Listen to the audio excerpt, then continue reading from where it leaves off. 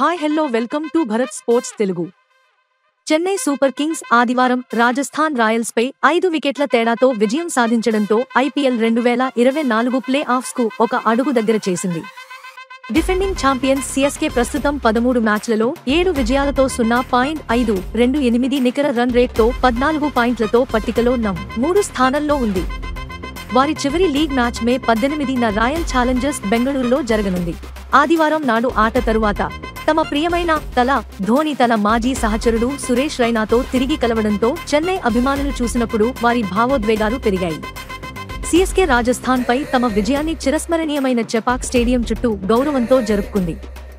Victory lap సమయంలో ఇద్దరు ధోని, రైనా ఒకరినొకరు ఆలింగనం చేసుకోవడం, ఆ తర్వాత టెన్నిస్ బంతులను స్టాండ్లలో ఉన్న ప్రేక్షకులు దగ్గరికి కొట్టడం ద్వారా అభిమానులను సంతోషపెట్టడం కనిపించింది.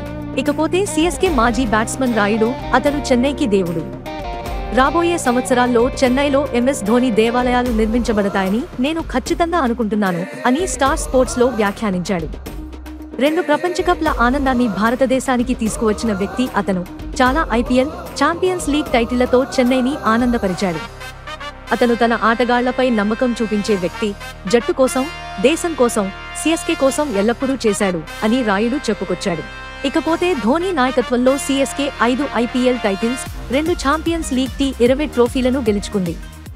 ధోని 2007, 2011లో వరుసగా T20 ప్రపంచ కప్, వన్డే ప్రపంచ కప్ టైటిల్స్ కు భారతదేశానికి అందించాడు.